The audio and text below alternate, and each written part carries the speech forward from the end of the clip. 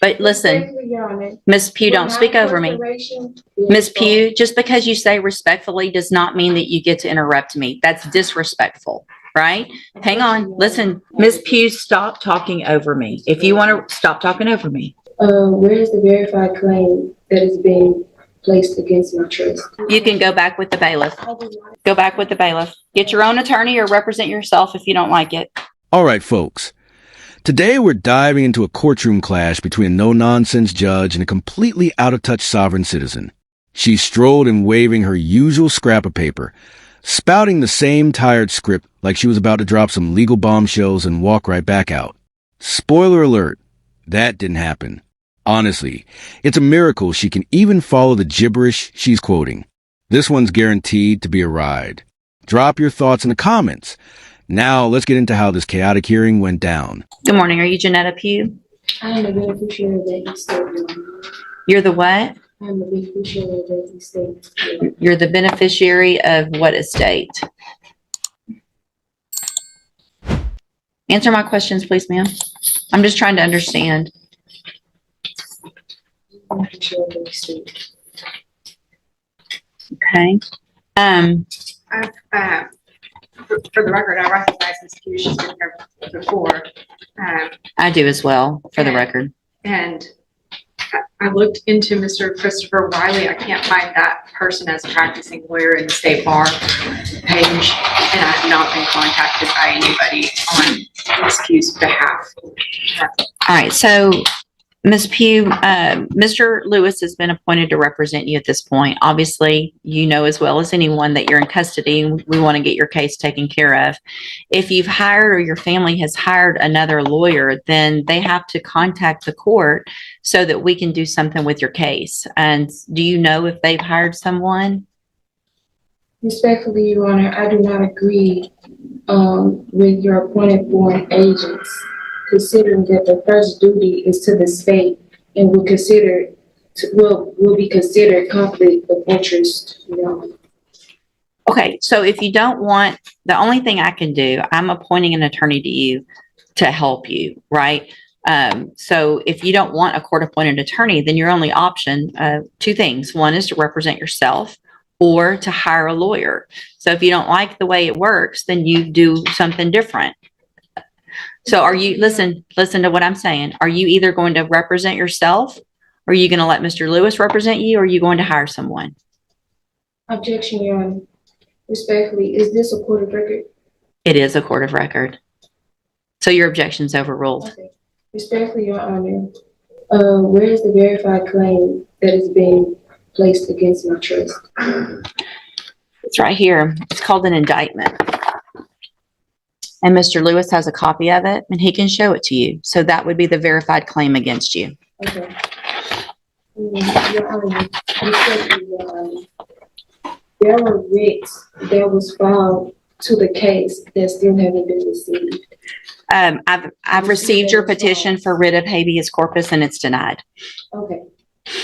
Respectfully, Your Honor, I demand to be released due to lack of evidence of stated claim and not being given the proper opportunity to obtain proper counsel to effective defense. It's overruled. Okay.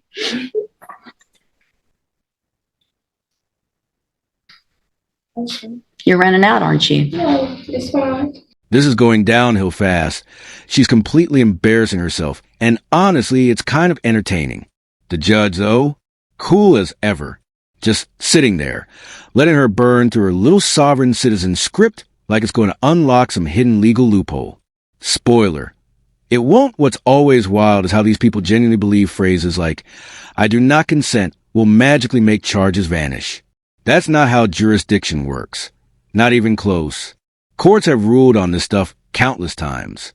But hey, here we are again. The real shocker? She actually managed to read the whole script, which, let's be honest, is pretty rare in this crowd.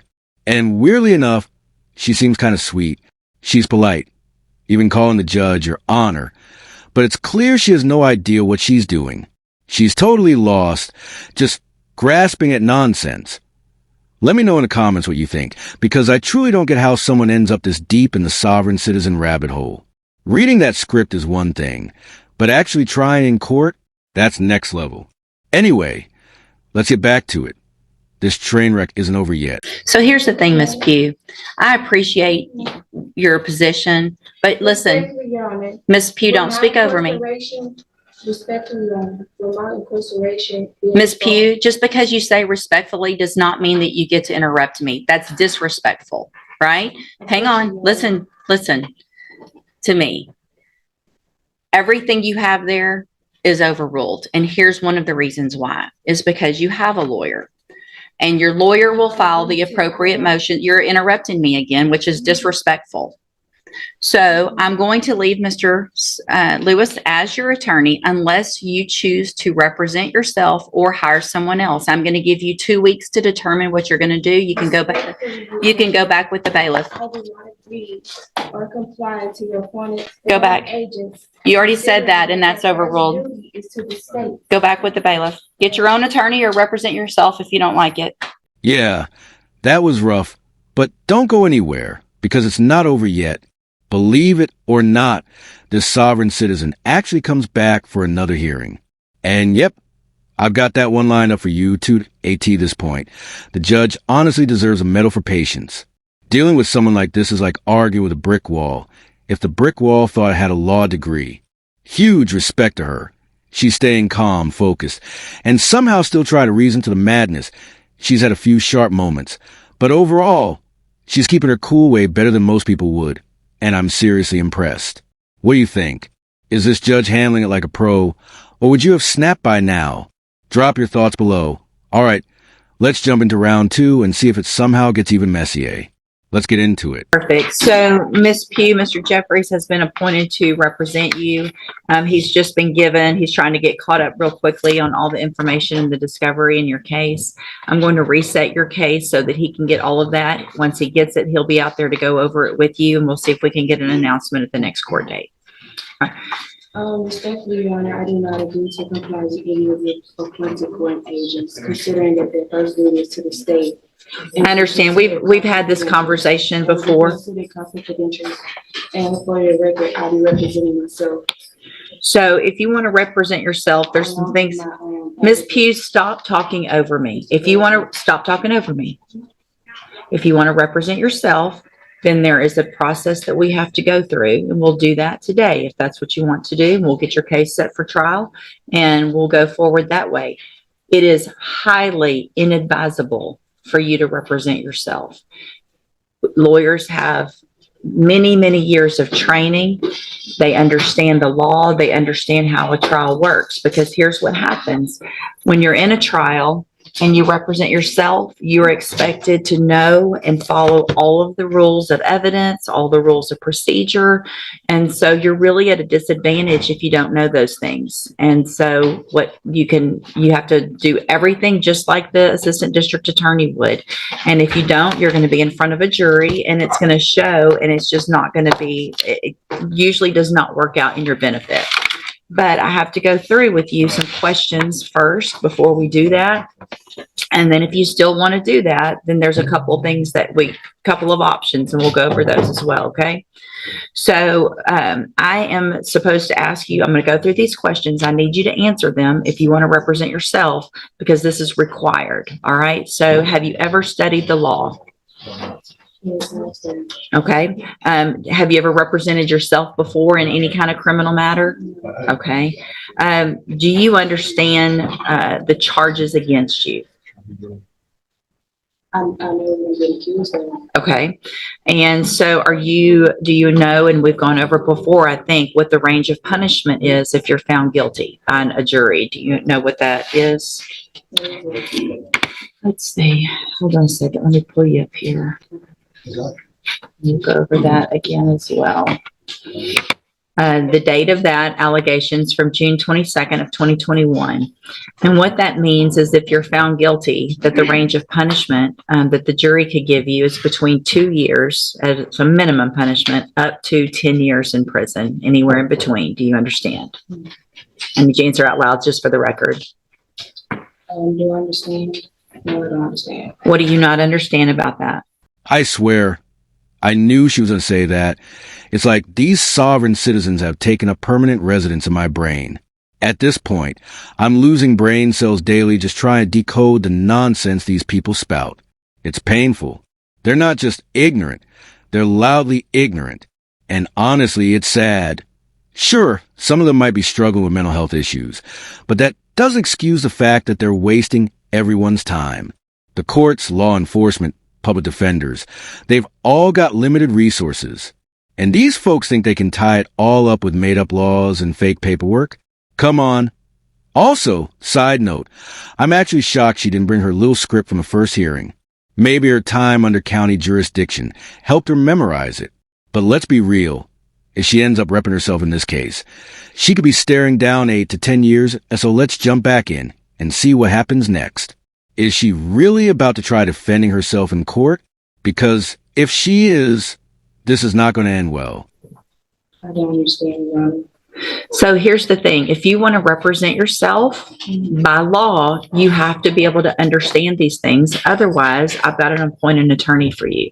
So you can't just say, I want to represent myself because I don't like the attorney or I don't like the process. This is the process that you're in. You live in Texas, you live in the United States. This is the law that applies to your case. So what do you not understand about the range of punishment if you're found guilty? And I'd be glad to explain it. I don't understand because I haven't did anything wrong. That's what a jury's for, right? And so if you say you're not guilty, then you go in front of a jury and they determine after they listen to the evidence if you're guilty or not. That doesn't have anything to do with if they find you guilty, you understanding that they could send you to prison for between 2 years and up to 10 years. Do you understand that part?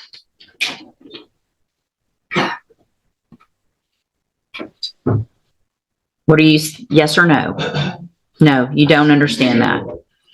So, Ms. Pugh, it's my understanding, I'm not going to allow you to represent yourself because you don't understand the law and the process. So we're on question number 4 out of 15 that I'm supposed to ask you. So Mr. Jeffries is going to stay on your case. I don't know what Mr. Jeffries on my. I don't care what you want at this point. You can't do it. All right, you can go back with the bailiff. I'm done. Go back with the bailiff. It's not on my case. Go back with the bailiff. It's not on my case. Welcome to the criminal appointment list. Yeah, fun, Judge. This was not meant to be any kind of punishment, I promise. So Mr. Jeffries, get ready like you would. Probably it's going to go straight onto a jury. Right, I would And assume. we'll just get it figured out that way. All right. Honestly, I've got to give this judge a solid 10 out of 10. Let me know if you disagree. But in my opinion, she did everything she could to give this sovereign citizen a fair shot before finally showing her the door. The patience? Next level. I mean, I would have lost it 10 minutes in, but she stayed calm the whole way through. Major respect to AT the same time. It's honestly kind of sad to watch. The judge tried to give this girl every chance to explain herself, but let's be real, we all knew exactly how this was going to end.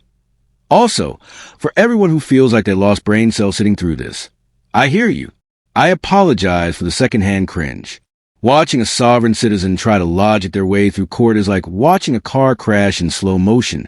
You want to look away, but you just can't. You could practically see her brain short-circuiting, trying to come up with anything that sounded legal. It was like watching someone try to dance their way out of a corner, with absolutely no rhythm. And yeah, total fail.